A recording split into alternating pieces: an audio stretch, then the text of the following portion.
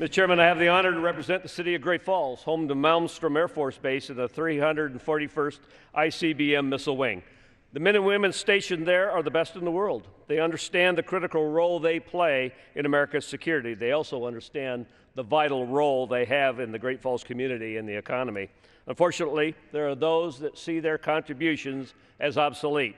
They watched the Cold War end and failed to grasp at the insurmountable nuclear deterrent that is what is keeping peace that we so cherish. President Obama promised deep and reckless cuts to our nuclear arsenal.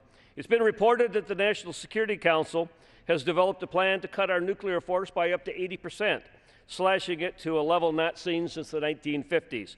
To that end, the New START treaty with Russia will go down as one of the worst, most one-sided deals in our country's history. If two countries sign a nuclear arms reduction treaty, shouldn't both sides have to reduce their nuclear arms to meet agreed-upon targets? That's not what happened. The Russians, it turns out, were already well under the quota for nuclear weapons established by the treaty. So the first thing they did was increase their nuclear warheads to above the treaty limits. You heard that right. Russia increased the number of warheads that they had before reducing them. And as the United States unilaterally disarms, the primary mission at Malmstrom in Great Falls is at risk. The administration refuses to reveal its reduction plans, but one proposal that has surfaced is to simply eliminate an entire wing of the ICBM missiles like the ones in Great Falls. The president promises that won't happen, just like he promised New START was a good deal.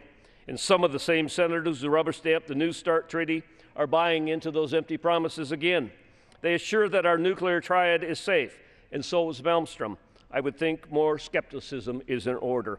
Just a few weeks ago, President Obama was caught on an open mic promising the Russians that he would have more flexibility once he didn't need to worry about re-election. Given recent history and the New START treaty, it's hard to imagine how much worse it could get, but I'm not willing to wait around and find out. This amendment is simple. It says that the United States shouldn't be unilaterally disarming ourselves. I hope my colleagues join me in passing this amendment, which will help clean up the mess the President and the Senate got us into.